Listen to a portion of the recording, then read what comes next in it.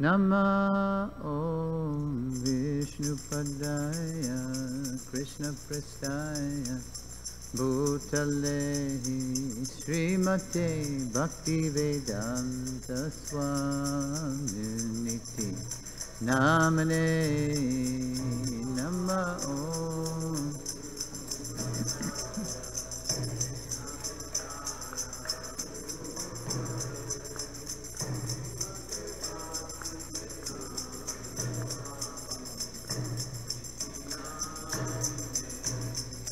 Namaste Saraswati Devi Gauravani Pracharine Nirvishesha Shunyavadi Paschatya Deshatarine Namaste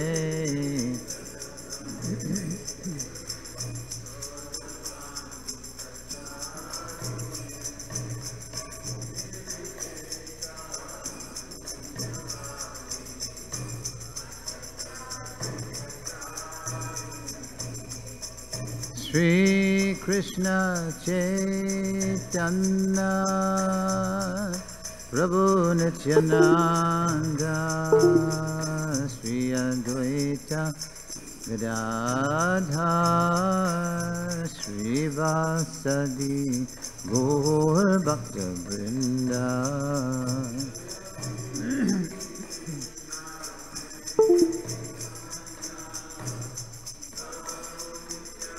Nanda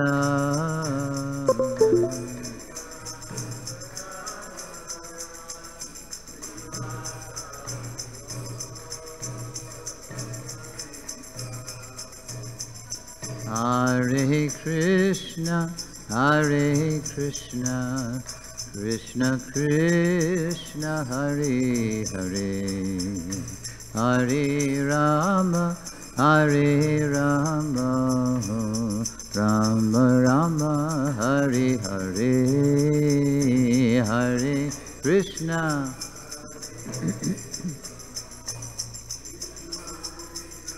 Hare Hare Hare Rama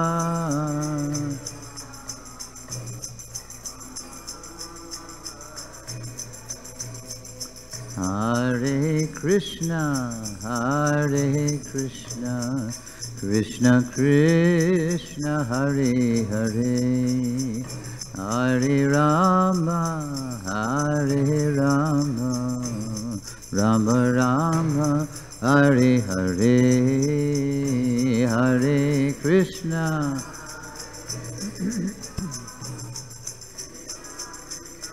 Hare Hare Hare Rama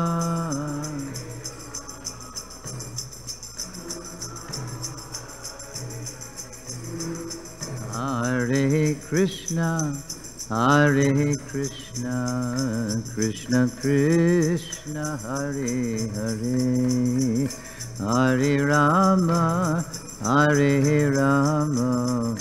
Rama Rama Hare Hare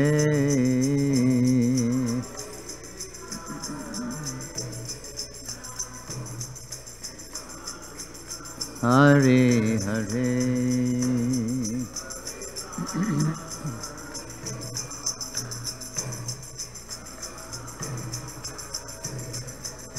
Prabhupada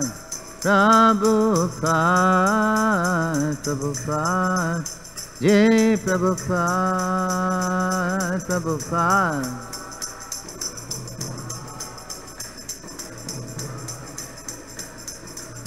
Jaya Jaya Prabhupada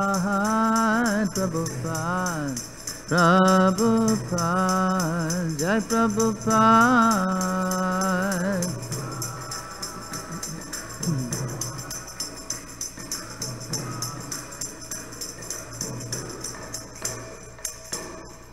Srila Prabhupada ki jai. Let's all say Nama Om Vishnupadaya Krishna Prastaya Bhutale Shri Mate Bhakti Vedanta Swaminiti Namane Namaste Saraswati Devi Gauravani Pracharine Nirvishesha Shunyavadi Paschatya Desha Charine Srila Prabhupada Ki.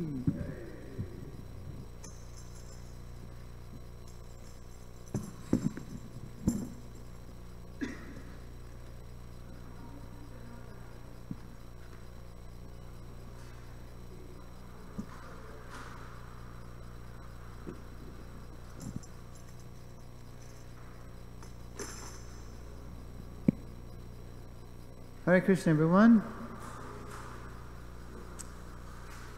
So, as promised, before we do lesson 5, I'd like to do the music video again at the end of the last lesson because it perfectly transitions, actually, into lesson 5.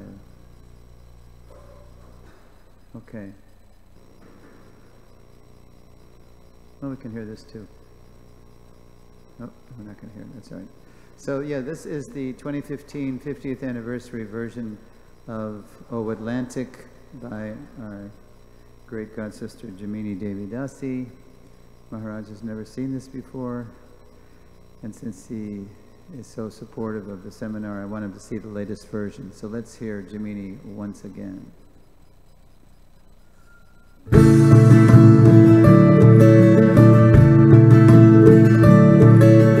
Prabhupada boarded the Jaladuta today. He's heading to the west without delay. His books are in their trunks just like gold. He carries a message true and bold. His teacher wanted Prabhupada to go to the places where people did not know that the God we all pray to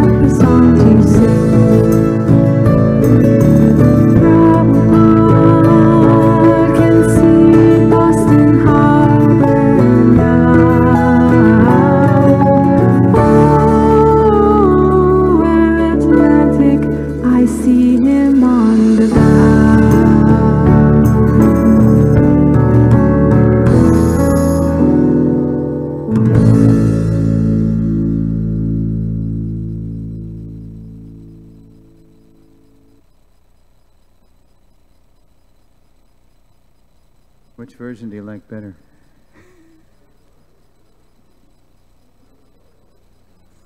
I'm sorry.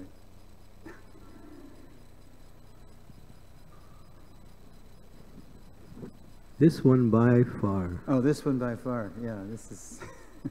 It really touches, and it's more philosophical in its presentation. Yeah, it's got a lot more to it. The demo version, she called it the demo version she did in 2010 actually, was simpler, and there's kind of a folky purity about it, but this is definitely, there's more going on here. Oh, look at this. How come? Why is it doing that? So, oh. Okay. This one flowed nicely. Yeah. Really. Yeah. Whoever did the choreography. Yeah, the graphics. Was good. Yeah. Lesson 5 is ISKCON branch. After a lifetime in preparation, our founder Acharya's mission appears on the world scene as ISKCON, the International Society for Krishna Consciousness. Before we examine how Srila Prabhupada manifested ISKCON in phases, let's look at and listen to his mood and mission as he himself expressed it upon arriving in America. So you see, Markine Bhagavad Dharma. That's the name of the poem Srila Prabhupada wrote on the ship after it docked in Boston. The following 11-minute video was offered to Srila Prabhupada on his Vyasa Puja Day in 2009 by a young UK devotee. Though he never met Srila Prabhupada physically, his offering is dramatic evidence that we can all meet our founder Acharya spiritually by serving his mood and mission. So it's in a different format.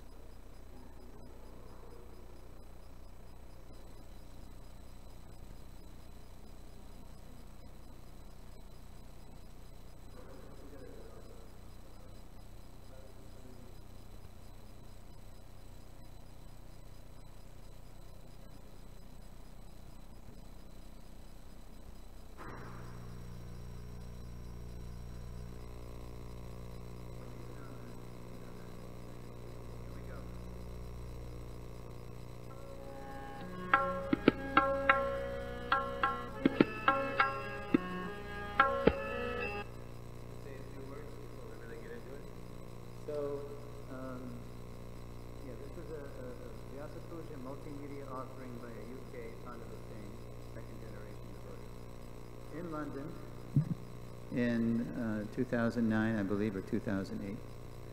And so what he did, he put together Prabhupada's poem. You're going to hear my godbrother Jai Sachinandan singing it in Bengali, which he actually did for Prabhupada in LA in '76. He requested Harishari that he sing this for Prabhupada, and Harishari showed him into the room in LA, in Prabhupada's quarters, and he sang it in Bengali, and Prabhupada loved it. So, so we know that, that's good. And then you're going to hear him singing in Bengali, and then you're going to see each stanza, the English translation for each stanza, come into the screen. And then what happens is the slides change, they move, and you see Prabhupada's highlights of Prabhupada's preaching Leela. So it's very powerful evidence that you don't have to have ever met Prabhupada physically to be close to him spiritually. Okay?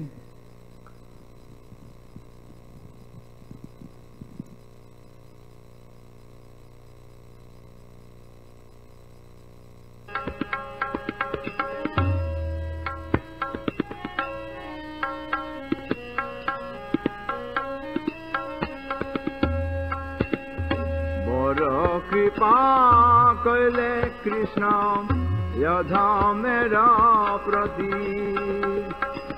বড় কৃপা কইলে কৃষ্ণ যধমের প্রতি কি লাগিয়া নিলে হেতাম করবে গতি কি লাগিয়া নিলে হেতা করবে গতি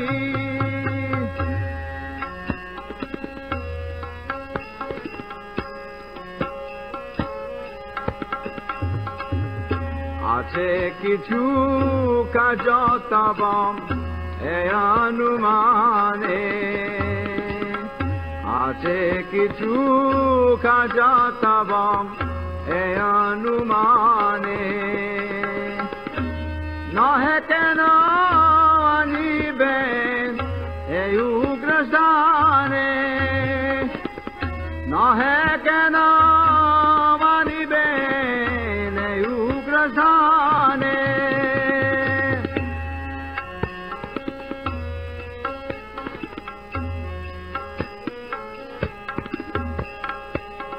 রজস্তম গুণেরা শোভাইয়াচন রজস্তম গুণেরা শোভাইয়াচন পাশুতে কথা রুচি নহে সে প্রশ্ন পাশুতে কথা রুচি নহে সে প্রশ্ন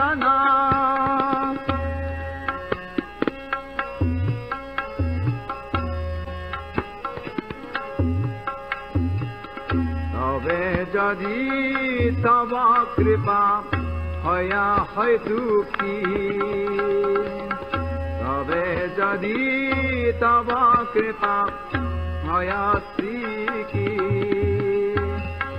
সকল সম্ভব হয় তুমি কে দুঃখী সকল সম্ভব হয় তুমি সে কতুকি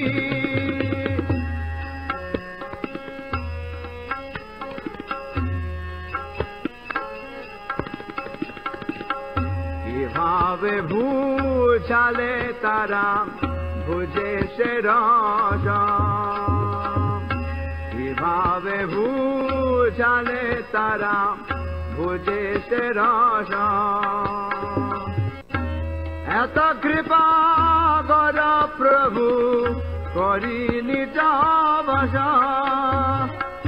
এত কৃপা কর প্রভু করি নিজ বশ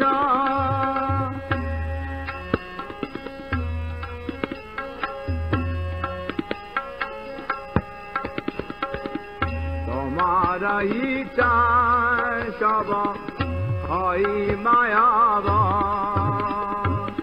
তোমার ইচ্ছা সব হয় মায়াব তোমার ইচ্ছা নাশ মায়ার পরশ তোমার ইচ্ছা নাশ মায়ার পরশ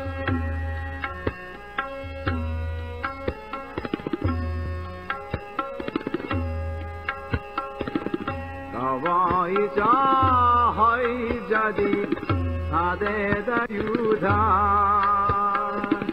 তবে ইচ্ছা হয় যদি তাদে দয়ুধা বুঝিবে নিশ্চয় তব কথা সে তোমার বুঝিবে নিশ্চয় তবে কথা সে তোমার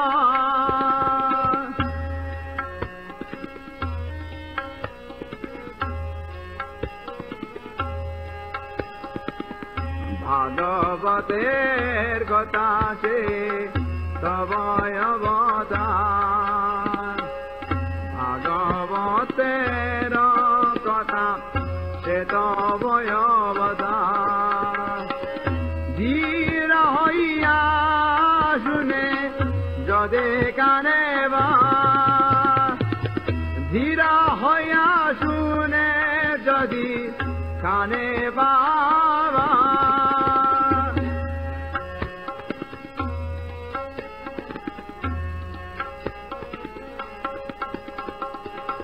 রজস্তম হাতে তবে পাইবে নিশা রজস্তম হাতে তবে পাইবে নিশা হৃদয়ের বজ্র গুছিবে তাহা হৃদয়ের বজ্র গুছিবে তাহা There's the singer, Jai Sachinandan.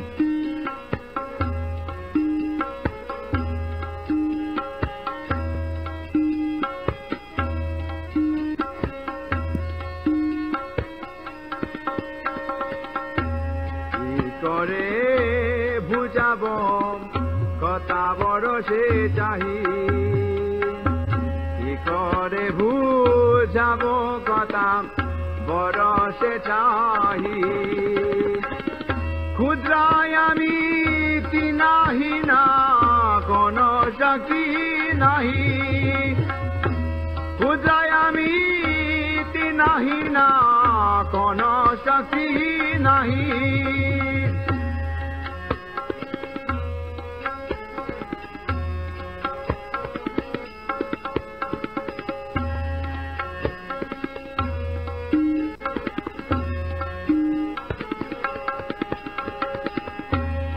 অতচয়ন চ প্রভু কথা বলিবারে অতচয়ন চ প্রভু কথা বলিবারে যে তোমার ইচ্ছা প্রভু করবে ভারে যে তোমার ইচ্ছা প্রভু করবে ভারে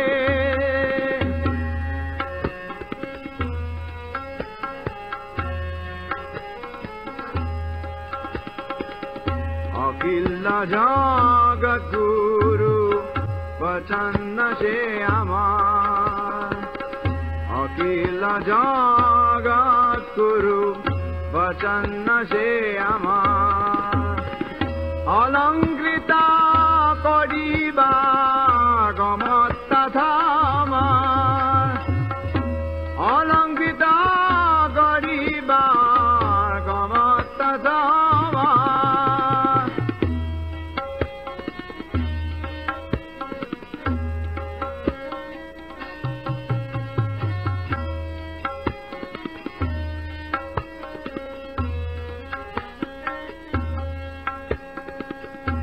তব কৃপা হলে মন কথা শুদ্ধ হবে তব কৃপা হলে মন কথা শুদ্ধ হবে শুনিয়া পারশোকা ধুকাতে ঘুরছিবে শুনিয়া পারশোকা ধুকাতে ঘুরছিবে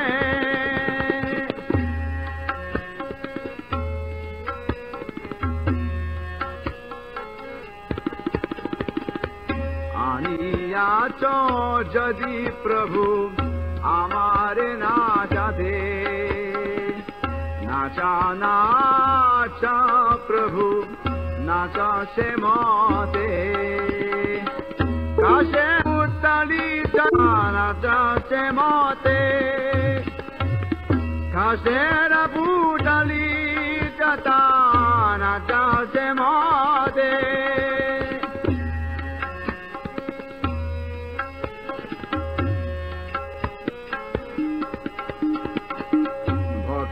নাই বেদানায় নামে কুদার ভক্তি নাই বেদানায় নামে কুদার ভক্তি বেদান্ত নামে বেশাদাগর ভক্তি বেদান্ত নাম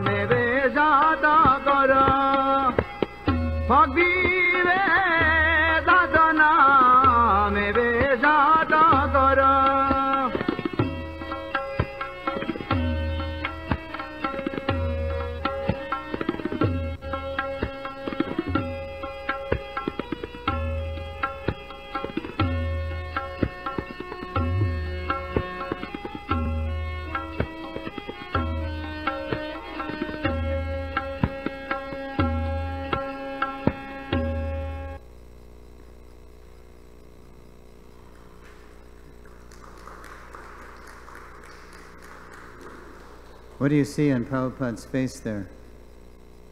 There's no right or wrong answer. What do you see? What do you see?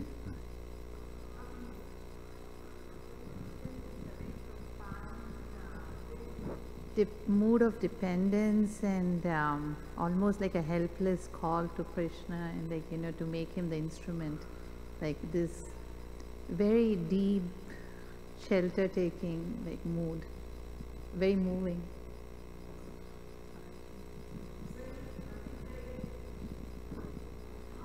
Faith? Faith, Jai. Dependence on Krishna, faith. Deep compassion and concern for the conditioned souls. That's Prabhupada's overriding quality. He cared. No other sadhus don't traditionally cross the ocean to associate with people like me. He cared. There was once a Newsweek reporter in the mid-70s. He went to the Himalayas looking for the proverbial yogi on the bed of nails, and he found one who spoke English, and he was impressed by him.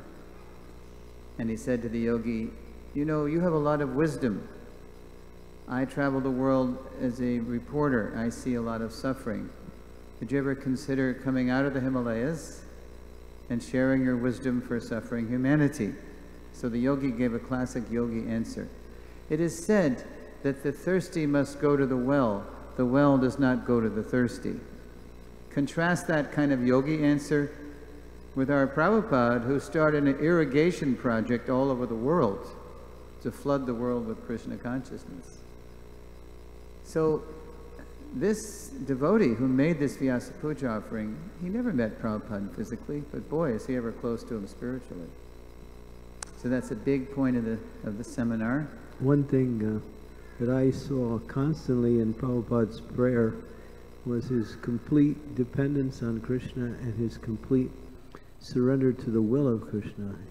Although he had such deep compassion and concern, and he made his petition strong, he never demanded that Krishna fulfill that. Yeah, that's an echo of the prayer Prabhupada gave us in the last year. "Oh, my dear Lord Krishna, if you so desire, please cure Srila Prabhupada." So now we're going to return to the PowerPoint.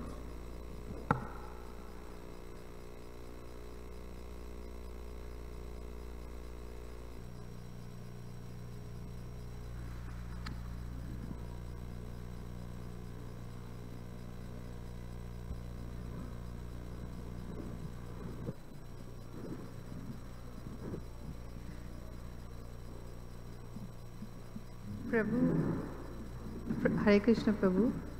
Yes. I was going to ask you privately, but we all had a similar question, so I thought for the benefit of the class. Both the songs, are they on YouTube, or can we get it from you? Well, I can give it to you. I have it on my, if you give me a pen drive or a flash drive. Thank you, Prabhu. Thank you, Prabhu. Sure. Yeah, a lot of people ask that. They want it, you know, the songs. Okay.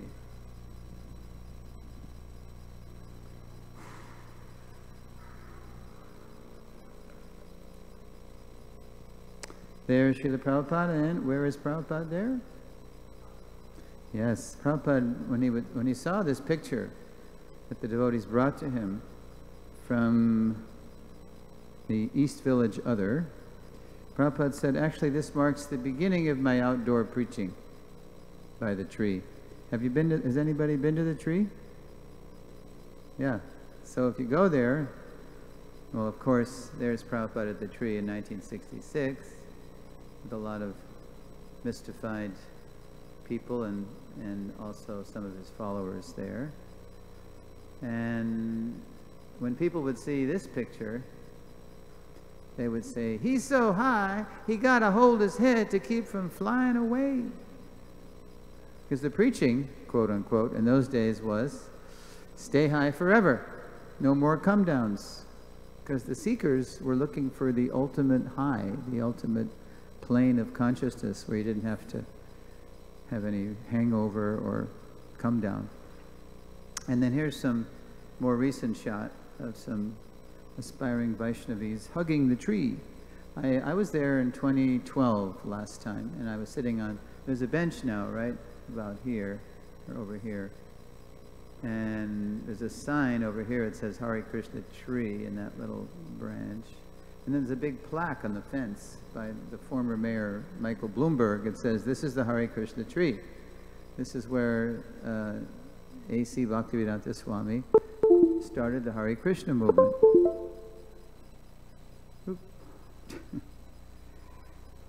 Yeah, all present. I guess we got to go back in presentation mode.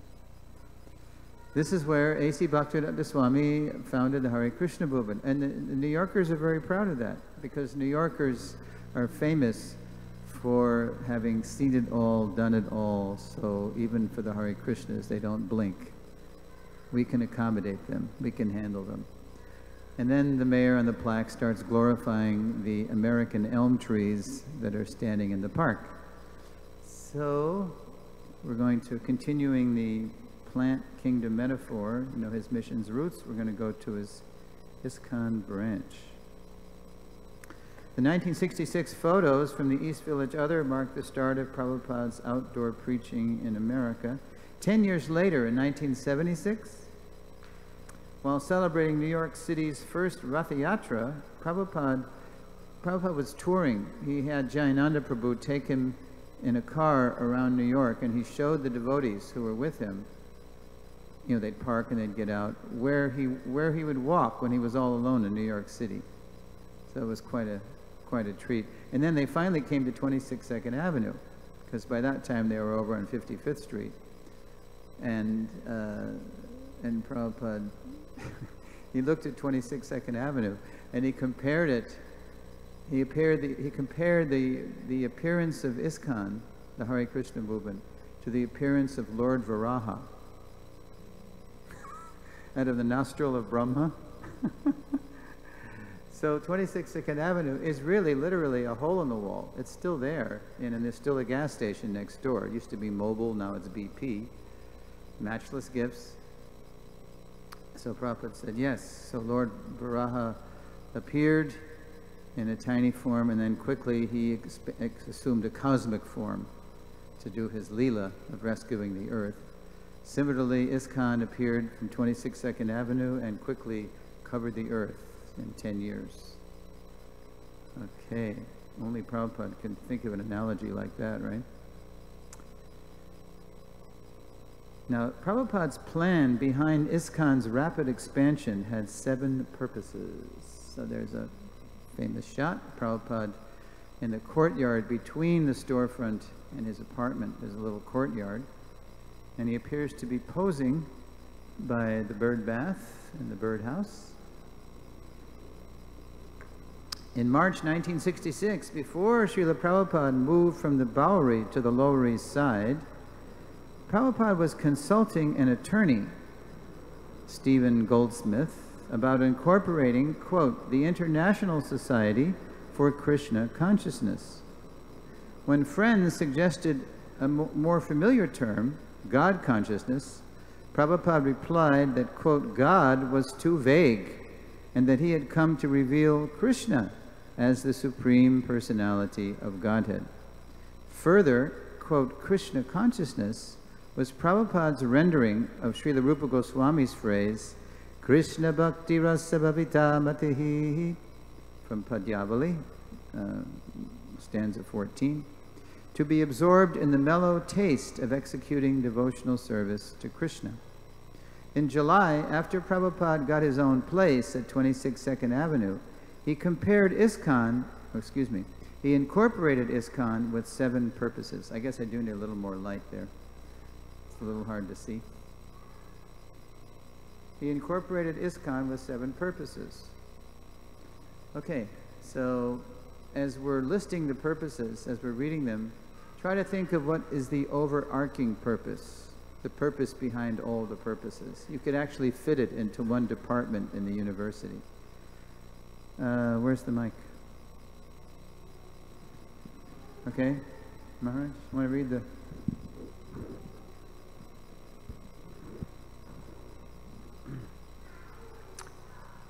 To systematically propagate spiritual knowledge to society at large, and to educate all people in the techniques of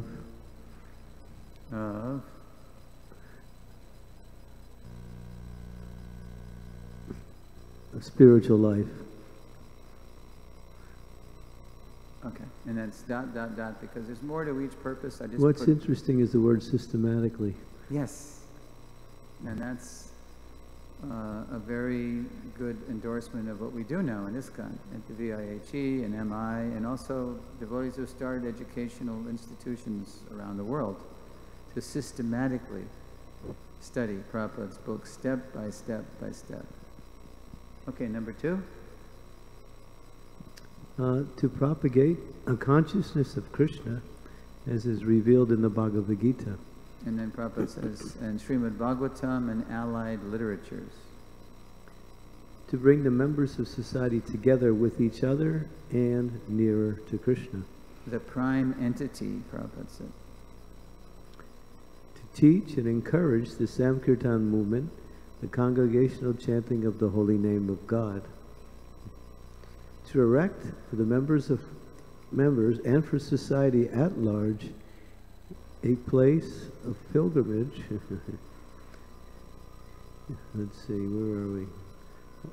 A holy place of transcendental pastimes.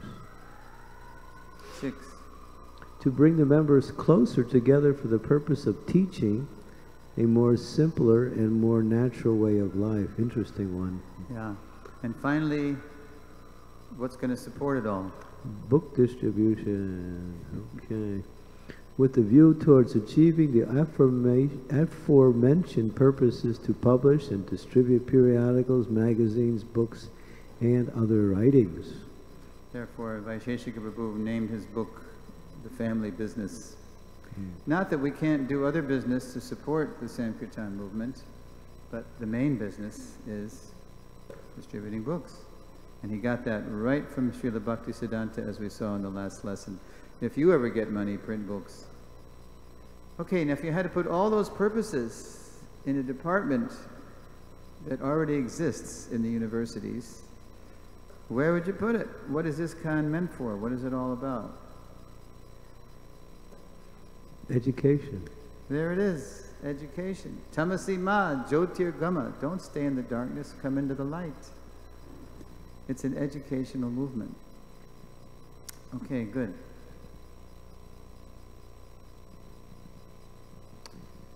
And here's another example of how it's an educational movement.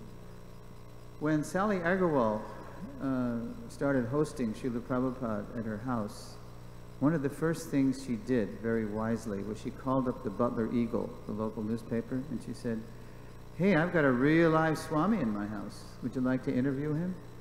Now in 1965, in small town America, if you said the word Swami, you might as well have said a genie out of a bottle. Something mysterious, something magical. And Prabhupada is walking every day several blocks from the YMCA where he was staying, because the Agarwals didn't have the room for him. They didn't have a place for him to stay in the house. So he was walking in full view of all the residents of Butler, PA, to the Agarwals' townhouse.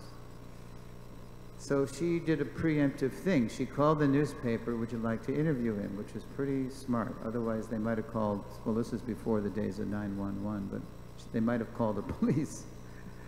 With Prabhupada, you know, in his sannyasi vesh and his pointy white shoes and just looking like no one they ever saw. So they came and they interviewed him, and here he is posing for the picture, for the paper. Now, isn't it interesting? What's Prabhupada holding? What's he holding? Yeah. Is that one of his Bhagavatam? Yeah, that's one of his Bhagavatams. He hasn't come to America to go see Niagara Falls or Disneyland or the Grand Canyon. He's come on a mission. And he knows, as we say in America, he's a man with a plan. He knows what he's about. And you can see that look. What do you see in that look? What do you see on Prabhupada's face there? Are you ready for what I'm going to tell you? Determination, intention. He's Vyavasayatmika Buddhi. He's single-pointed. He has a mission. And that mission, 7 purposes and 4 phases. Actually, it was Bhakti Raghava Swami reading Prabhupada's pre-OSA writings later, after there was such a thing as a database, who discerned within those writings that Prabhupada, he had a strategic plan, as we say, to unfold the mission in phases. And not only that, but he tied those phases to Gandhi.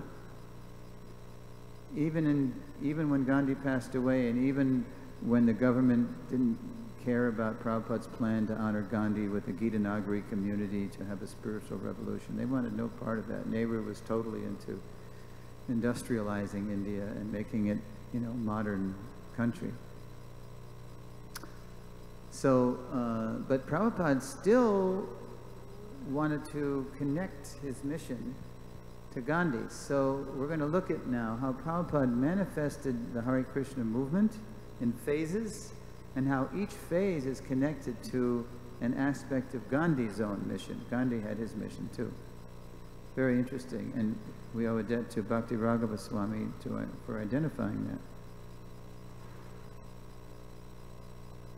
His Holiness Bhakti Raghava Swami discovered Prabhupada's 4-phase plan in his letters to India's leaders and in his India BTG articles after Gandhi was assassinated. Prabhupada planned to achieve his purposes in phases, and Prabhupada actually called the phases movements or waves, just like waves in the nectar of devotion. But to simplify it, I just call them phases, which he manifested differently according to the time, country, and people. He did manifest those phases in the same sequence for different places he was in. We're going to take a look at that. Okay, but for when he came to America, here's how it went, first of all. I call phase 1 Holy Names and Holy Books. So we're going to take a look at evidence for that phase in Prabhupada's pre-USA writings, and then we're going to look at application, how he applied that plan when he manifested ISKCON. Okay, how about I want to pass the mic? You want to read? Yeah. Okay. His pre-ISKCON plan. Leaders and politicians may take lessons from life of Mahatma Gandhi in respect of his daily evening prayer meetings and regular recitation of Bhagavad-Gita. Reciting the Gita makes one able to get rid of demoniac ways of life and gradually rising up to the platform of pure devotional life of God's. So Gandhi was famous for his prayer meetings, and he would have chants, and he would study Gita. In fact, that's where he met his demise, at the end of one prayer meeting. And now, how did Prabhupada manifest holy names and holy books in ISKCON? His ISKCON application. Holy names from temple kirtans to Harinam Sankirtan in streets, parks, plazas, arenas, and beaches of the world. Yeah, if you've heard those early recordings of Prabhupada with the people at 26 2nd Avenue, he's just leading them, with the bongo, and they're just trying to follow. Hare Krishna, Hare, and they're really trying to stay high forever. That's their, external intention. And so, after a few months of that, then Prabhupada in October announced, now we're going to take the chanting out to the public. And they were shocked. They thought it was just us and Swamiji in this little storefront. But Prabhupada, he's thinking of the whole world. So they go to Washington Square Park, and they go to Tompkins Square Park. And eventually we became famous for being on the street corners and going everywhere. Just like I just read on Dandavat's, about the latest Polish tour, or along the, what is it, what's the sea, the Baltic? Yeah, the Baltic Sea. Okay. And holy books. Holy books, from temple classes to systematic courses, from BTG distribution to book distribution. Can you imagine an ISKCON with no books? There were no books at 26 2nd Avenue in 1966. Prabhupada was using for his Bhagavad-Gita classes, Monday, Wednesday, Friday evenings at 7 p.m., he was using Dr. Radhakrishnan's Mayavadi Gita. Because as Prabhupada said, the translations, they're 90% accurate, but the purports are all rubbish. So then they would read a verse from Radhakrishna's Gita, and then Prabhupada would expound. He would speak the purport. Now, that summer, throughout that summer, Prabhupada, he would refer to Mayavadis. And the devotees, the aspiring devotees, they didn't know who Prabhupada was talking about. Who were these Mayavadis? Is this some group that Prabhupada's got a grudge against in India? What is this? So one fine day, the verse that came up for the class was Gita 9:34. Manmana bhava bhakto madhyajimang namaskuru mame vaishasi yukvaivam atmanang matparayanaha. You notice the personal pronoun. Mud is there. I think it's about 5 times. Engage your mind always in thinking of me. Okay, good. I'll see you in 10 years or 20 years. Engage your mind always in thinking of me. Offer obeisances and worship me. Being completely absorbed in me. Surely you will come to me. Got to go further out. Or close the door. Yeah. So it's mud, it's me, it's... And then Prabhupada gave the Vaishnava Siddhanta. And then one person in the class, and then Prabhupada said, any questions? And then Keith raised his hand.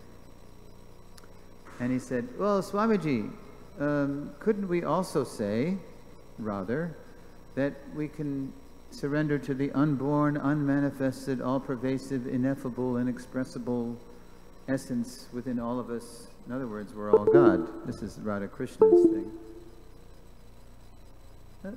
Uh-oh. Presentation mode. You know why it keeps popping out of presentation mode? Okay. Oop, back. I got it. Okay. Oop. Yeah, here we go. Holy books. Yeah. So Keith just spoke on and on about, and then Swamiji said, are you finished? And Keith had just run out of things to say. So as soon as he said he was finished, then Prabhupada, he became like Lord Nrsimhadev. His whole demeanor, his whole visage became lion-like, and he just started roaring. Krishna says, me, my, and you're saying something else. This is a person. This is total nonsense. And he just kept going on and on and on. And Keith said, and as Swamiji was speaking, I felt myself shrinking, getting smaller and smaller. I felt like I was disappearing into the floorboards at 26th Avenue. Yeah. Oh, right. He started by pounding. Because Keith later became Kirtanananda. So Kirtanananda Swami, the late, used to tell that story about how we found out who the Mayavadis were. Us. I have seen the enemy is us. So finally we got books in 68, the end of 68, we got Teachings of Lord Chaitanya, which is a compilation of Prabhupada's CC lectures toward the end of 66 and beginning of 67. And then we finally got a heavily abridged version of the Gita, Macmillan, purple cover, black Vishnu silhouette. But right on, early on, there's BTG, because when those first listeners to Swamiji realized that maybe it'd be nice if we helped him, did something for him. So then Prabhupada, and then also some of them started to move in the storefront, but they needed something to do during the day, so Prabhupada had them restart BTG, an American edition of BTG. And the first BTGs, they were just mimeographed, I don't know if you know this technology, mimeograph machine, and the sheets would come out and be collated and stapled And that was the first Back to Godhead. But within a couple of years, they started producing a pretty good magazine. From BTG distribution to book distribution, not long ago in Dandavats, we heard from Mahatma Prabhu how big book distribution started. Because when I joined, for example, in July 70, that's all we did was BTGs. Because that's all we knew how to do. That's what we could relate to. But these books, I mean, the Krishna book came out, and there was the Macmillan Abridged Gita, and Isopanishad was there, but we didn't know how to distribute them, because we were coming from the counterculture, and we were thinking, first of all, only people like us can relate to this. And we were intimidated by the idea of approaching people with books. So Mahatma has his story from Vancouver, and simultaneously it happened in San Francisco. There's accounts in San Francisco right around the same time, right around late 71, basically this happened. 70, 71. And how it happened in San Francisco was the devotees went on Harinam. They had a big spot at Market and Powell, big tourist spot with the trolley cars and everything. And then they came back in the van, their big step van, and then they were just about out of gas. And they needed gas to get back to the temple. So they drove in a gas station, and they had the guy fill it up, but then they realized they didn't have any money. They were totally broke. But they had a van full of Krishna books, which was their storage room in the van, but they didn't know how to distribute them. So one devotee said, sir, we're so sorry, but we forgot to bring our money, but we have a van full of our spiritual master's books. Would you accept a book as payment for the gas? Now, by Chris's arrangement, the guy was interested. He was a seeker. Yeah, I'll pay for the gas. You just give me the book. So they were surprised, and they were inspired. And then after that, they started going to laundromats, and grocery stores. And then that's how and then they told LA, you know what we're doing? We're distributing Prabhupada's books. And we wrote Prabhupada. He said, I'm going to come to your center. So that began the competition. LA and San Francisco were book distribution. Practically despite ourselves, Krishna just arranged, that they not have money and they had to barter a book for gas. So the Lord is always there, preserving what we have, carrying what we lack. Okay, that's phase one. After holy names and holy books, Srila Prabhupada often introduced the following phase. Temples and deities. Again, this is my name for the phases, but this matches what Prabhupada did. And the pre-ISKCON evidence for this. So where's you got it. So you want to pass it on? Whoop. Okay, there it is. It's pre-ISKCON plan. The mission of Gita Nagari must have its aim to rectify the anomalies that have entered into these centers of spiritual education and regenerate them to the sense of spiritual life through the exemplary life of devotees. Okay, see this is from 1956 was a banner year for Prabhupada's India BTG. He published an issue every month. And he was articulating his strategy in BTG. He was publishing it. So he's still talking about Gita Nagari. That's still the first face Prabhupada put on his mission. Then it was the League of Devotees, and then it finally became ISKCON. So this is also connected to Gandhi. In that article, Prabhupada cited Gandhi's, quote, temple entry movement to show the crucial role temples play in a spiritual revolution. Unfortunately, the temples have become, as Srila Prabhupada wrote, quote, rendezvous of demoniac dance. Now, the only way I can understand that, demoniac dance, it's not that it's like in churches they rent them out for rock and rolls and DJs, This is 1950s India. So the only thing I could relate to for demoniac dance is that perhaps Sahajas were coming in and doing grotesque imitation Gopi Bhav dances. Anyway, rendezvous of demoniac dance. Hence Prabhupada's plan to, quote, regenerate the temples. From day one, Prabhupada intended ISKCON's temples to be centers of education, training, and uplifting spiritual association. The next phase of Prabhupada's plan, let's see, let's look at the application of temples and deities. So, you want to read? By the way, where is Prabhupada there? What's going on? Ram Nomi, 1975, April. Prabhupada's health, he's sick as anything, but he roused himself up and he did the inaugural arti, and then even before it was over, before Nisringa prayers, he steps out to the front of the stage and he starts inviting everybody to come to this beautiful temple. This is for you. You know, he's really trying to integrate the mandir with the Vrindavan community. Okay, his ISKCON application. Temple buildings, from renting storefronts to buying churches and castles to building our own temples.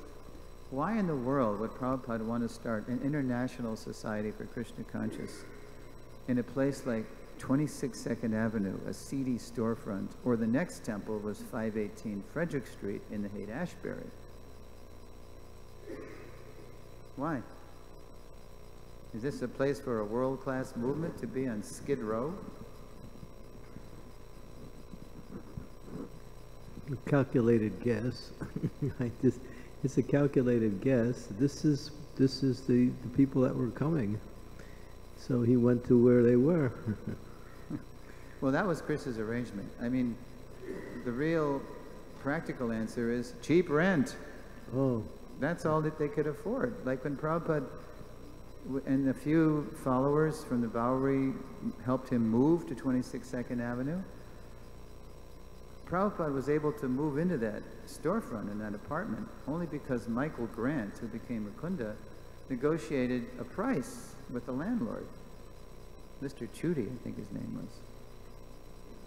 And then he invited Mr. Chudy to be a director for his fledgling movement. And then he said, now that you're a director, you can reduce something on the rent. So Prabhupada was always negotiating. And then he told Mukunda to go down to the power company and tell them that because we're a spiritual movement, we should get reduced rates. I think it was Con Ed, Con Edison. And Mukunda couldn't do it, but Prabhupada did. He went down and he got some reduced rate.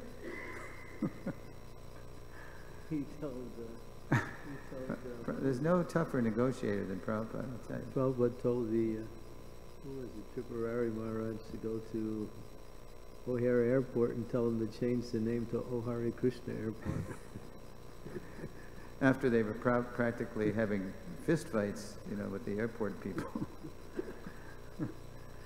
Okay, so yeah, storefronts, cheap rent. And then when the month I joined, or the year I joined, 1970, then enough people were joining and enough funds were coming available that Prabhupada could do things like buy a Methodist church on Watsika Avenue in LA. They had been in La Cienega Boulevard, and then they went to this really upgrade. If you've been to LA, it's a very nice place. I joined in Boston in 1970. You know what the place had been before they bought the place? A funeral parlor. You can imagine an old, run-down funeral parlor, haunted like anything.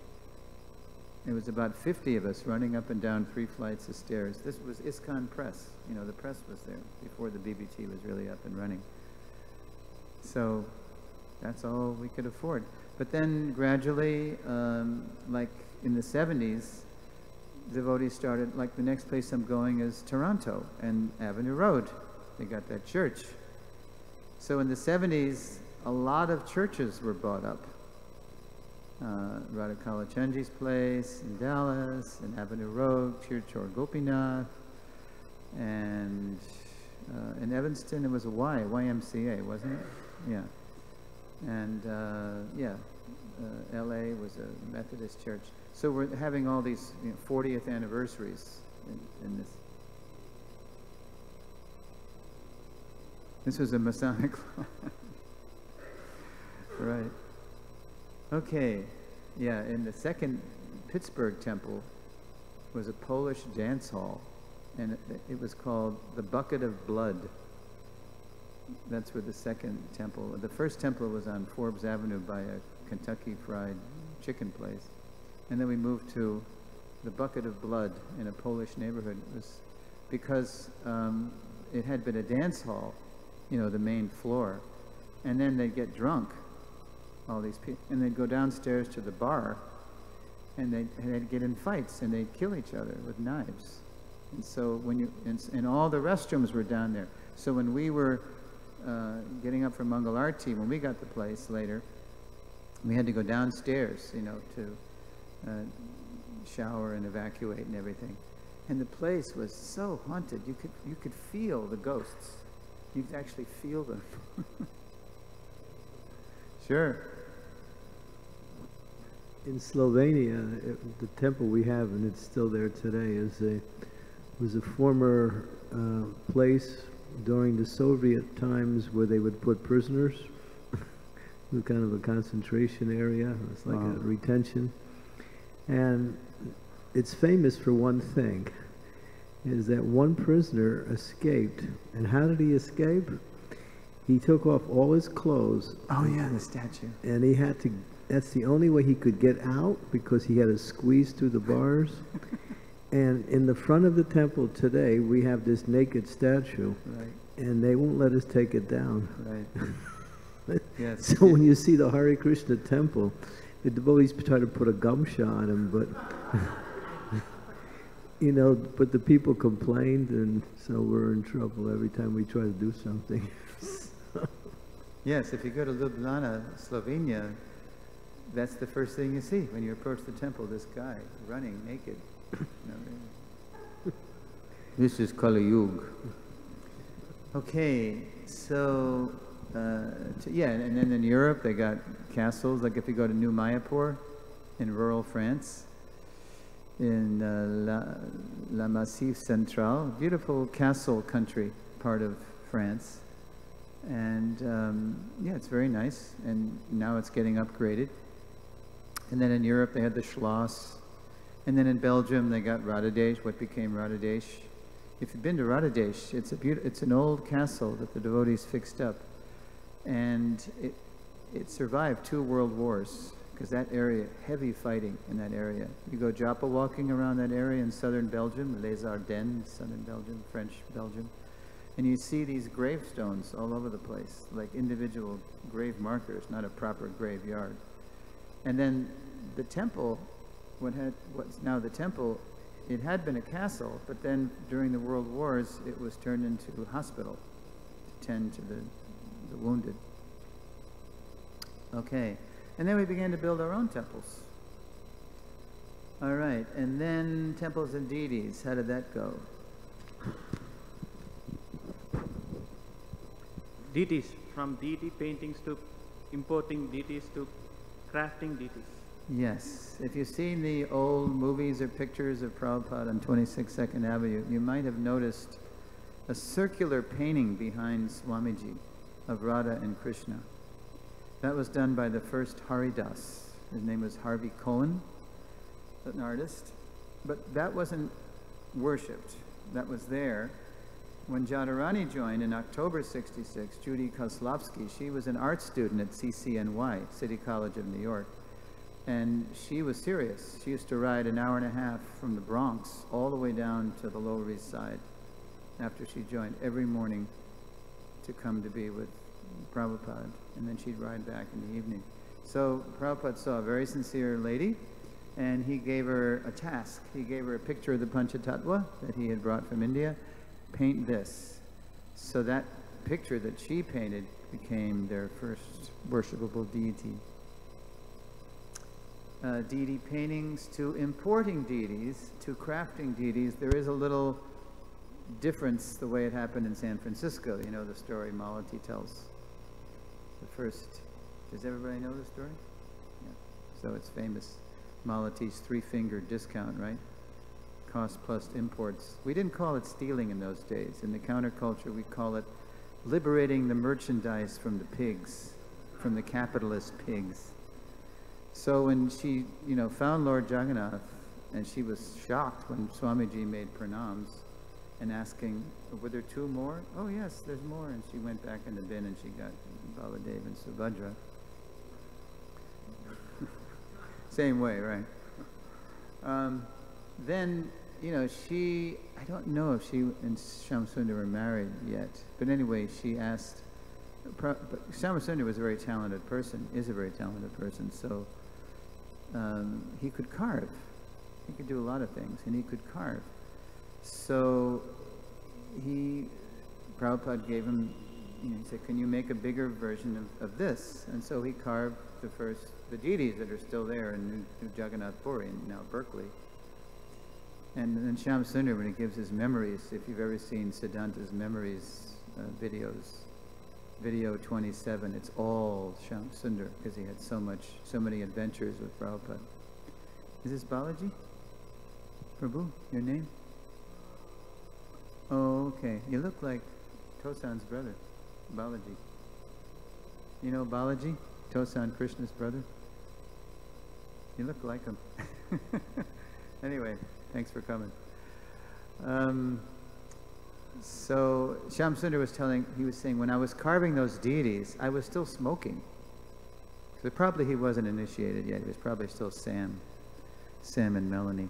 So there he's carving away, and Prabhupada periodically would check on his work. So one day, Swamiji walked in and saw Sam's pack of cigarettes right by the deities. Prabhupada didn't say a word. Oh, was it on the head? Okay. So Prabhupada took his cane and he just knocked the pack of cigarettes off Lord Jagannath's head into the corner. Sam got the message. It's probably not a good idea for me to be smoking, at least while I'm carving the deities. Prabhupada, only he could lead them, right? The expert teacher. Okay, but this was how Prabhupada introduced deity worship into the world, into the Haight-Ashbury, where the hippies are willing to try anything or entertain any kind of cosmology, so they'd start, after those deities were installed, they'd come into the temple and they'd say, who's that? Who's that, man? That's God. Far out. And then they'd watch the devotees bowing down, prostrate, and they also hit the deck, right? And they heard from the devotees, you should offer everything to Lord Jagannath. So then they would bring in their new Levi's and their new whatever, paraphernalia to offer to Lord Jagannath. So later on, gradually they found out what Lord Jagannath likes. But that principle is there. Just offer what you have. Okay, so temples and deities. Phase 3. Now this is a great example of how Prabhupada reversed the sequence for different places. In 70-71, Prabhupada took his first batch of what he called dancing white elephants, white Westerners, back to India to do Sankirtan and inspire the Indians that, look, you're mad after copying the West and America. Copy these people. They've seen the whole thing of Western materialism. They're fed up. Now they're Vaishnavas. So they were a sensation, as you know, in Surat and the Pandals in Bombay and Calcutta. But then there was pushback from Maya. All of a sudden, they became a little suspicious. Now, think of this. 1970-71, India is trying to be a neutral country in the Cold War between the Soviet Union and the West. And they're pretty close with Russia. There's cultural ties, philosophical ties. Russians to this day are very curious and fascinated by Indian culture and philosophy. So some journalists started surmising that perhaps these young apparent Vaishnavas, they were Americans, are actually CIA agents. Or maybe they're just on psychedelics You know, they were part of the counterculture, and now they're just, that's why they're always blissful, right? They're high on something. And there was a movie, Dum Marudam, Hare Krishna, Hare Ram. You saw the movie?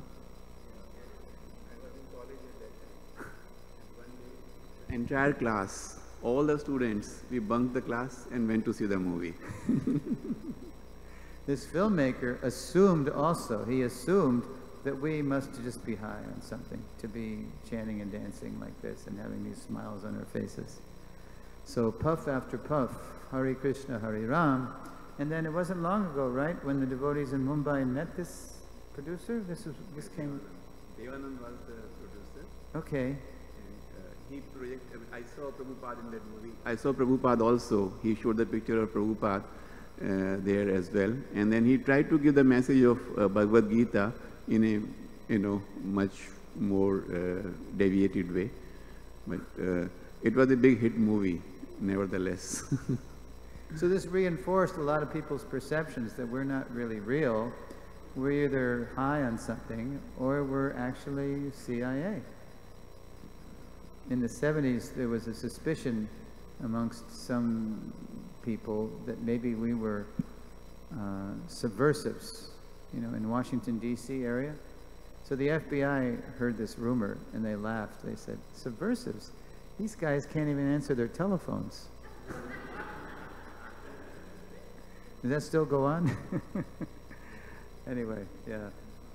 Don't worry about joining an organized religion. That's the joke, right? We're not organized at all. No, we're doing better than we used to. Okay. Okay, so look in the top. In the West, Prabhupada early on, he was initiating people. He had us all huddled in these urban communes because that's the only way we knew how to be devotees. If you're outside, there's no question of being Krishna conscious outside. You must be in Maya if you're living outside. So Prabhupada here is still in the old chapel. Right now, you know, they're in the temple now. It's what was fixed up in 74. The devotees moved next door.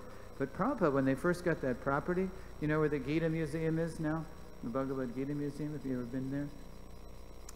You know, between the two buildings, you go back in that recessed area, and that's where the chapel entry was. So Prabhupada told the devotees, so you can just keep these pews, let the people come in like they're used to, and sit down in the pews, let them keep their shoes on, and they're already used to hearing sermons, so just give a Krishna conscious lecture and let them be comfortable. Gargamuni tells this memoir, he was there at the time. He said, all we could think of was reaching people from the counterculture, but Prabhupada was thinking Main Street. He wasn't thinking Haight-Ashbury Street. He was thinking Main Street. He was trying for everyone. But the devotees couldn't relate to it, so eventually they just moved next door and fixed up a whole place very nicely. So here's Prabhupada, probably in 73. I think that's my god sister, Vrindavan Vilasini. Here's a young Hridayananda, a young Sudam, Jayatirtha. Oop. Uh-oh. There we go. Yeah, he was there. Oops. Okay. Yeah, there's a young Ramaswar, Tripurari, Karandar, Umapati. So right away, Prabhupada had us giving us our identity as devotees. We take Diksha, we get a new name, we follow a whole different lifestyle. Because outside of those little oases of Krishna consciousness, there's no supportive culture out there. It's a desert. It's a material desert. Oops. Is it related to this?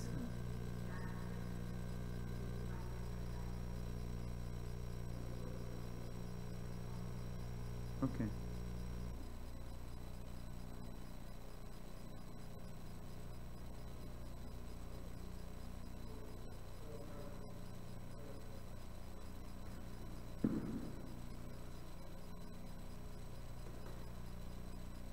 Down the bottom, PowerPoint.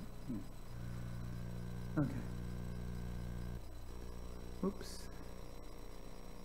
because we're just trying to understand our real identity as spirit souls, servants of Krishna. So those were the only places where you could really be Krishna conscious. Just like when you plant a tree, you got to fence it in, you got to mulch it really well to protect it. So that's what was going on in those days in the West. Now, in the eastern part of the world, so here's a man who obviously knows the value of touching the lotus feet of a sadhu. So let's look at the pre-USA evidence for initiation in congregation. That's Prabhu. His pre-ISKCON plan. The third item is to take up the Harijan movement. This movement is a spiritual initiation movement, and this should be organized in such a manner that people all over the world may take interest in it. Taking Gandhi's, quote, Harijan movement, that is, proclaiming everyone, not just Brahmins, as, quote, people of God, to a deeper level, Prabhupada identified the disciplines and purifying practices of spiritual initiation as the way everyone can become fit to associate with and serve the Supreme Lord. So Gandhi was saying sentimentally, everybody's Harijan, everybody's children of God, people of God. But that's true. But how do you become fit to really come close to God and go back to Godhead? You got to get purified. So Prabhupada introduced the disciplines, the purifying practices of Bhakti as given by Srila Rupa Goswami, Sanatana Goswami, so people could really become Harijans. He took that concept to a deeper level. In America, to fix devotees in Krishna, Prabhupada held initiations in phase 1 right away. Congregations often did not arise in the West until years after Prabhupada had passed away, when many devotees began to move from monastic temple life to working family life. So actually the first seeds or shoots, I guess, of a congregation in the West was when we caught on to how to distribute books. There was big time pushback from Maya in the shape of the deprogramming movement to kidnap devotees out of the temples by parents who were so afraid they were going to lose their children to the Hare Krishna cult. And they'd pay thousands of dollars to have their child or their young adult washed clean of Krishna consciousness. They were being accused of brainwashing. But a lot of parents, or some parents anyway, appreciated what Prabhupada was doing, saving their children from the hippie culture. So there was one mother, Rose Forcash, the mother of Leela Shakti Devi, the late Leela Shakti, who started a group, and it became Friends of Lord Krishna. That was the first kind of glimmer of a congregation. But what sometimes happened, yes?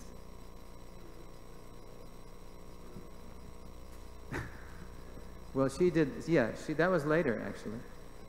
Yeah, Jayapataka's mother, Maharaja's mother, also started something like that back in, was it in Canada or Wisconsin? Wisconsin, yeah. Yeah, the first was Rose. Yeah, and what was I? Let me catch my train of thought here. Okay, so what sometimes happened, though, in temples, because we were all in temples in Prabhupada's time, and then Prabhupada left us physically, and then as we got older, because most of us joined when we were teenagers or 20-somethings. I mean, if you were 30, you were pretty old to join in the Hare Krishna movement in those days. Because you were 25. Boy, that's getting up there, huh? When I joined, our temple president was 30, Satsvarup Das Adhikari. Let's see. Yeah, he was 30. So, and one of the mottos of that generation was, don't trust anyone over 30. So, but then, inevitably, by the laws of nature, we started getting older, and some devotees started moving out of the temple because they wanted to get married and support a family. But then the people left in the temple, sometimes they said, Prabhu, don't do that. You'll fall into Maya. You're going to work for karmis, and you're going to lose your Krishna consciousness. Prabhu, don't do it. Come back, come back. and only the trees echoed in response. So, but a funny thing happened. The people that left the temple, they'd come back to the temple for the Sunday feast and the festivals. But then they were shunned, they were ignored, because the people who were still in the temple knew them, that they had been in the temple, and they had betrayed us. They had left, and they'd fallen in the kingdom of Maya, and now they were working for Maya, blah, blah, blah. But, you know, the people didn't go away. They kept coming back. And it finally began to dawn on the people in the temple that, you know, I guess there are people. They're not going away. And they became the first congregation in some places. The people who had joined and been trained in temples. So now in India, whoop, see, I did that. So maybe it is me. I don't know, I can't figure it out. Let's see. Yeah, I'll just do that. So in India, when the press and the media started suspecting that we weren't what we were presenting ourselves to be, that actually we were the CIA or we were high on drugs or whatever, then when Prabhupada saw that, he temporarily suspended, he stopped the Sankirtan party. Can you imagine? That's the Yuga Dharma. But Prabhupada made an adjustment. He stopped and he said, now we're going to start life membership. So he took those first devotees who went with him to India, the white elephants, and he took them to the homes of highly placed people in business and government, because Prabhupada, he was respected. And so he showed them how to preach to these people and convinced them to help him start a Sanatana Dharma movement that would eventually re-spiritualize the whole world, and they could get on the ground floor of it by becoming life members and paying 1,111 rupees, which would entitle them to get all the books as they were coming out. And you could go to the West and stay in temples, which didn't quite work out in many places. 3 days, you could stay for 3 days. No, most temples didn't have proper facilities, although they still do in LA. So, and so that became the first congregation of ISKCON in India. In India, see how the difference? It was because Krishna culture is already there. It's just below the surface in most cases. Sometimes Prabhupada would tell us, the modern Indians, they're walking away from Krishna toward you, toward America, right? And you're far away from Krishna, and you're coming toward Krishna.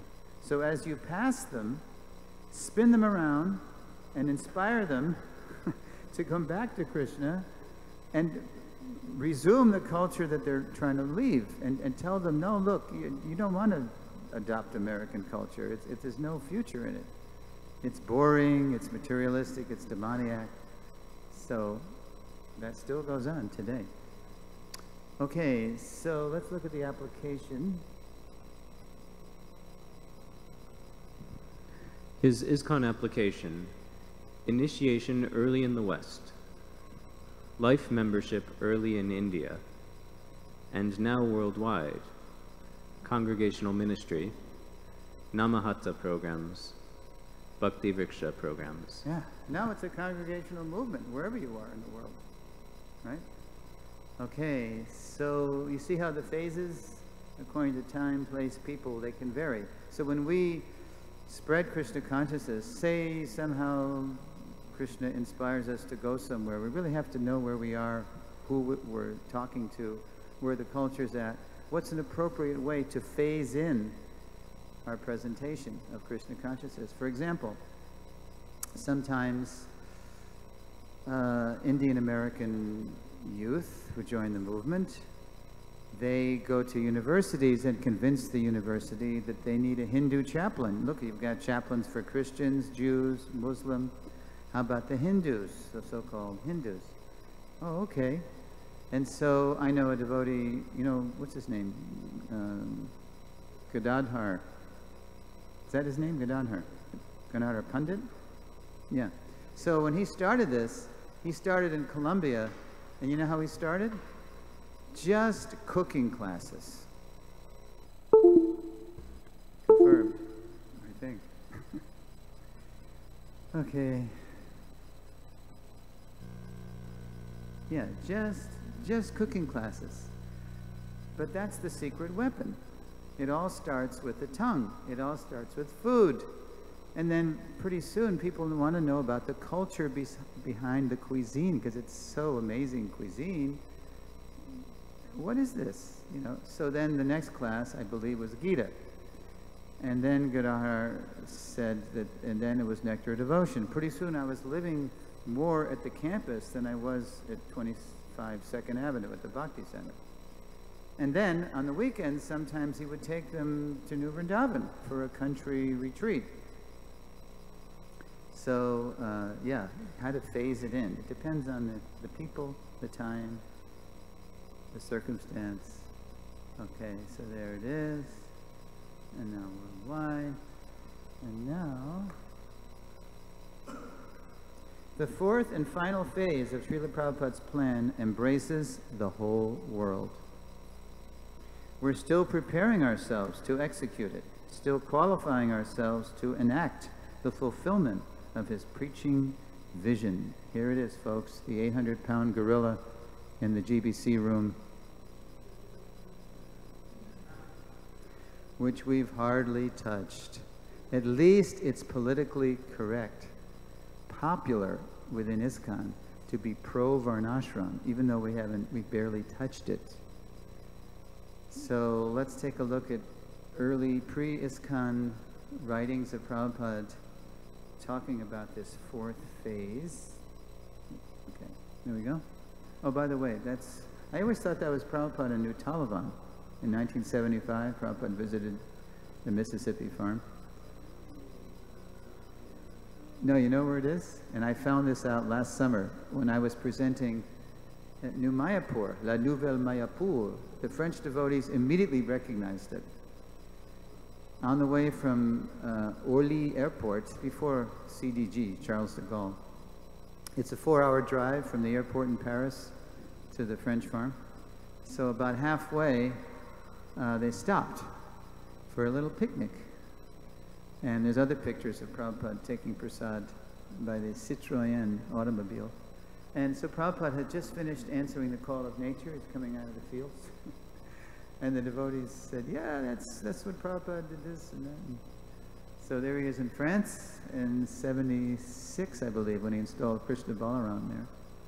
Okay, so let's look at some pre-USA writing. Prabhu. His pre-ISKCON plan. Quote, the fourth item is to organize the much discussed caste system as a solution of natural divisions of the human beings all over the world. Nationalistic divisions of human races is artificial, but scientific division of the caste system by quality and work as envisaged, and how do you say that? Envisaged in the Bhagavad-Gita is natural. To properly honor Gandhi, Prabhupada encouraged India's Deputy Prime Minister to assist him in promoting the Bhagavad-Gita's natural and scientific organization of humanity to bring peace to the world. Prabhupada's not saying Varnashram, but he's alluding to Bhagavad-Gita 4.13, Chatra Varnyang Maya Shristam. Naturally, by our guna, our quality, and our karma, our work, we have different roles to play in society. Intellectual priests and teachers, soldiers and statesmen and military, farmers, businessmen, bankers, and the assistants, the Shudra, the legs of society, who assist all the Varnas so that everything works. So that's one reference to Dr. Sardar Patel, and here's another one, Prabhu. Why don't you read this?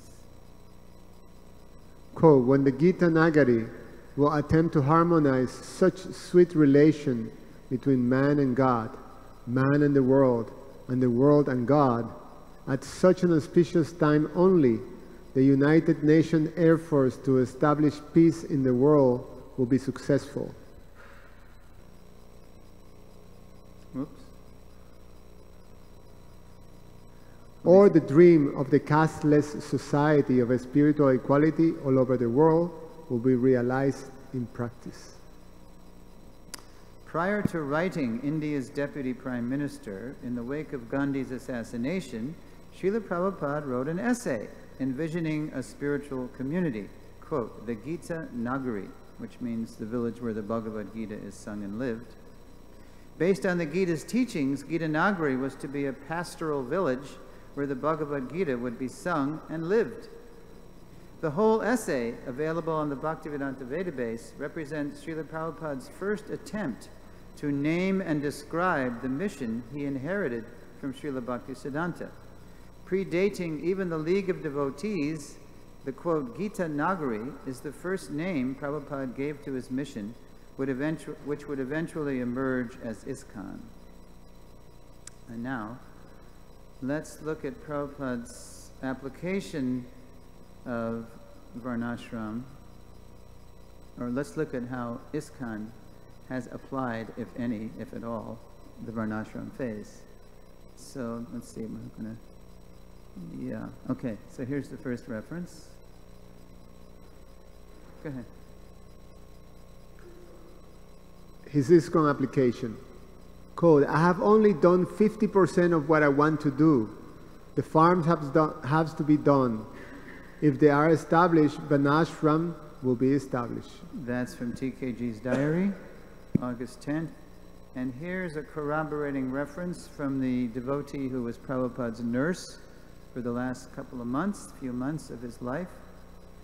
So,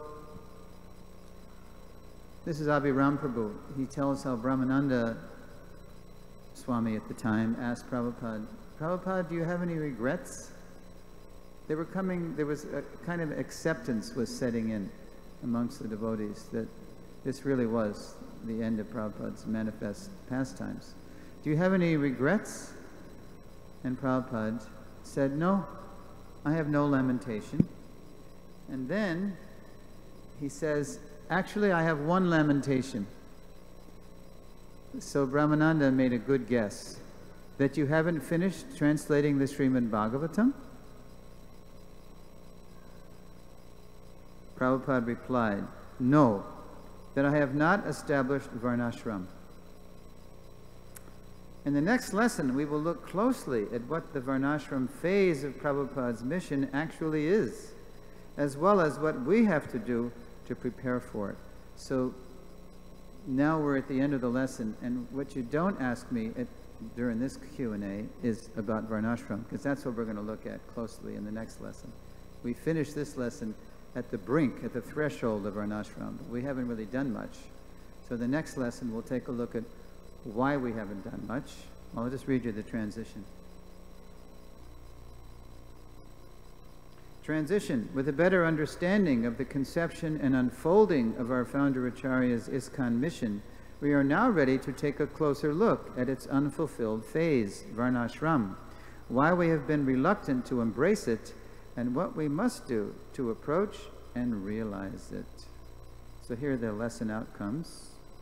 By the end of the lesson, students will be able to describe Prabhupada's mood and mission as expressed in the Vyasa Puja video that we saw, as well as what that offering tells us about how to know and be close to Srila Prabhupada.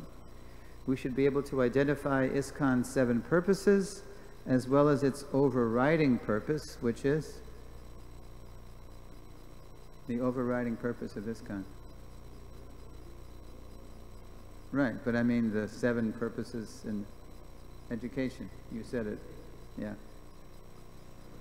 And finally, we should be able to identify the 4 phases of our founder Acharya's plan to spread Krishna consciousness worldwide. What was the first phase? Holy names and holy books. Temples and deities.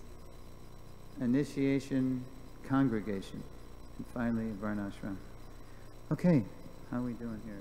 2:30 to 4. Oh, we've done it again. 4:10.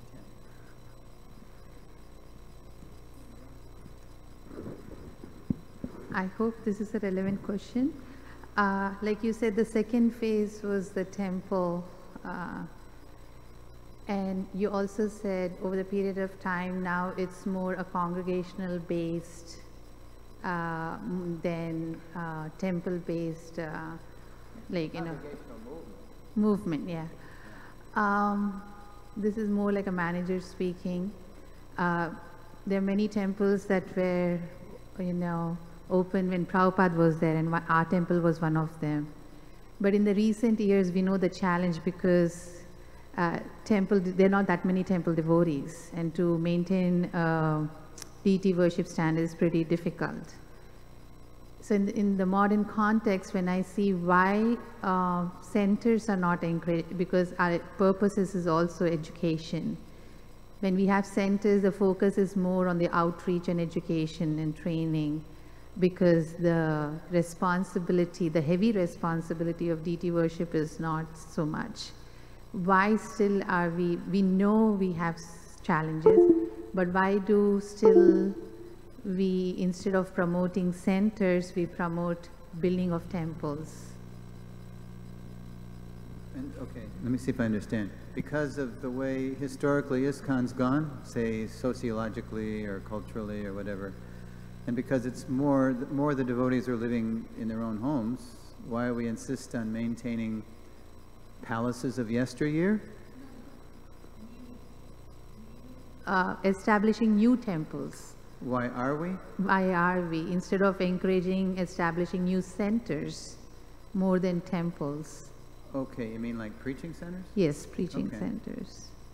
Let's let Maharaj take a crack at that. I have things to say, but...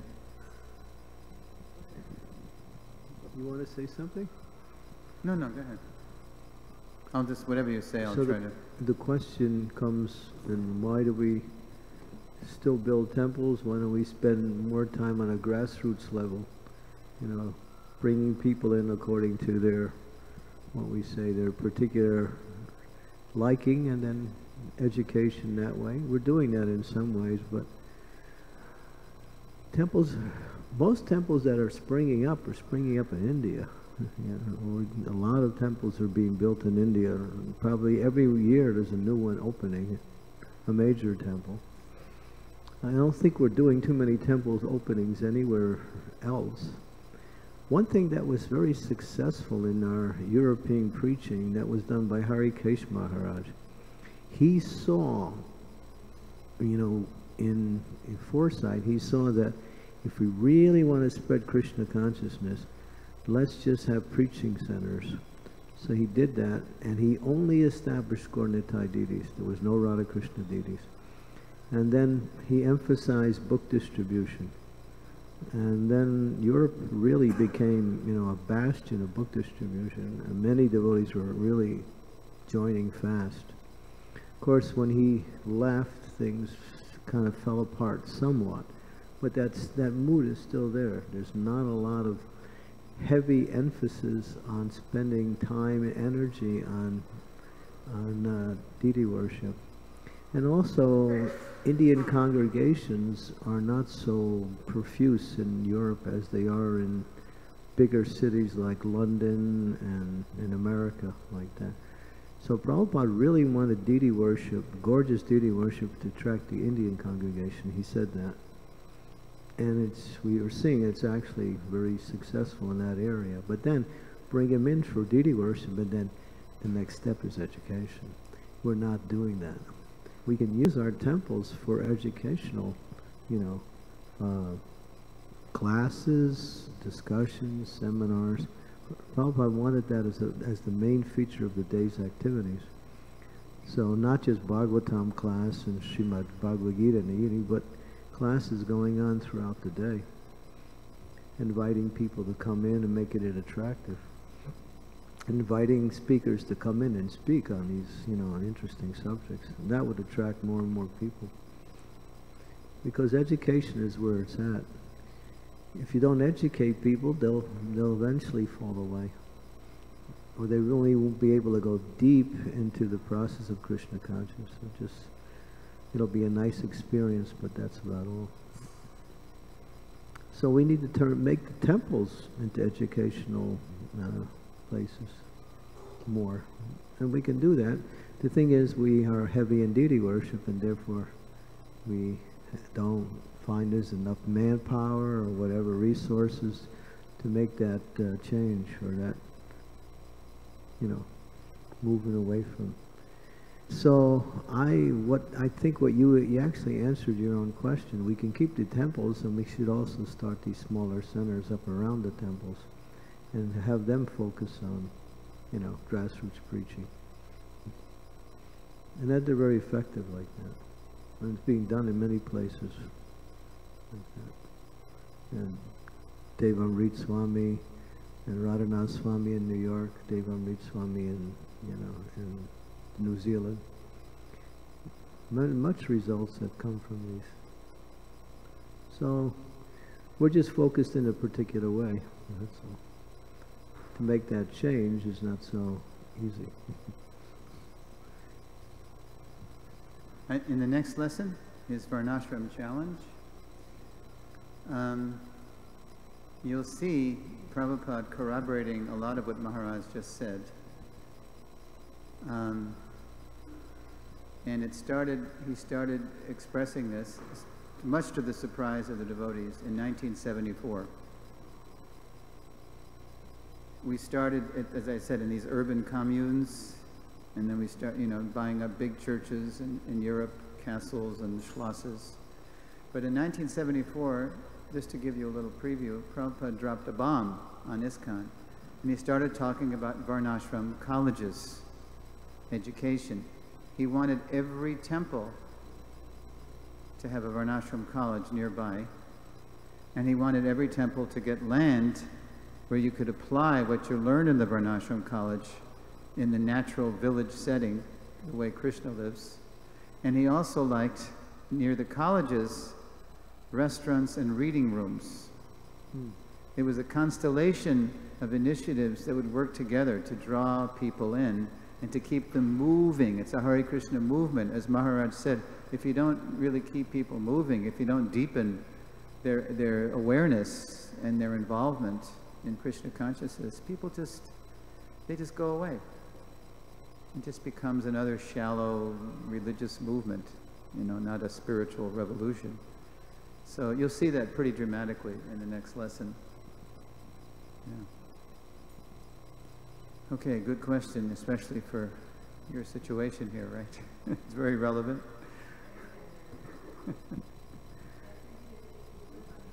Here we go.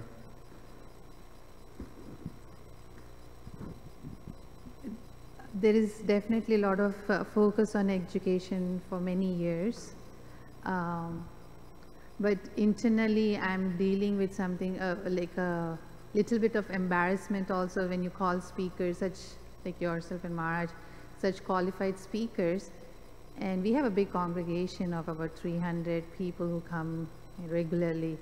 And then when they don't show up and take advantage of the association, then I'm thinking, should I, invite and waste their time if there's almost like no show, like, part of me, but the part of me says, Maharaj kept saying me, it's okay, you keep bombarding them with seminars and one day it will change. So that's why I'm trying to figure out like what needs to be done to inspire. I'll give you an example. When I was in South Africa, I was in, I think it was Pretoria, and at one of the temples, and we had a pretty good turnout. I mean, there was like 40, 50 people for every session. And I thanked the temple president for getting people to turn these people out. And he said, oh, Prabhu, we have hundreds of people in this congregation, but they only come when Guru Maharaj is in town. So if that's what they think Krishna consciousness is, just them and their Guru Maharaj, then the Guru Maharaj has to tell them, look, you come to this. This is my order for you. Unless it comes from the top, people won't do it. They won't come. So I don't know the situation here specifically, but if that's what it's going to take to get them to come, then that's what has to happen. They're the people who they want to please, or they want to at least be in good standing with, has to command them. Just like when Chandramauli Swami and I were in Eastern Europe in 2012, I went to where he's based in Zagreb because he invited me to come to that place in Zagreb where he's based on the occasion of his Vyasa Puja, so his disciples would understand Prabhupada's position and his position in relation to Prabhupada. So right on his Vyasa Puja weekend, we had this many lessons from the Founder Acharya series, not quite as developed as this, but they got it because Maharaj was insisting they attend, and he was right there. And they were honoring him, but then we were all honoring Prabhupada, so it really worked. That's what it takes. It's true, even our temple, certain spiritual masters, when they're here, it's so jam-packed that there's not even space to sit. Because that's the culture, the Diksha culture, the Dikshism. We're still recovering from Dikshism.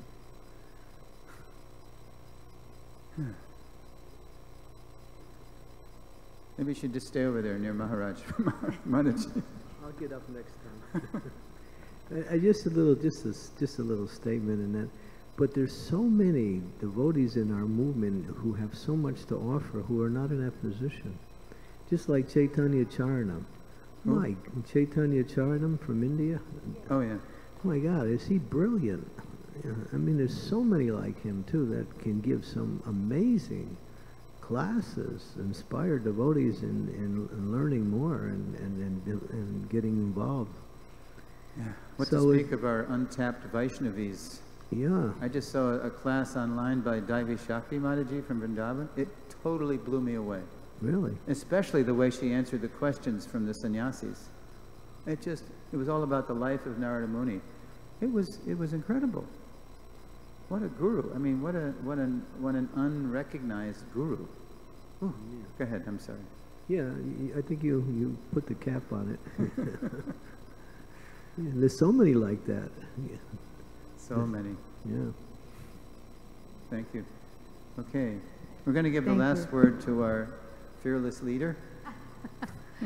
No, I truly appreciate, actually Chandramouli Maharaj was the one who inspired me, and he was reluctant. He was the one who wrote me emails, and he said I should call you, and I'm glad I called you.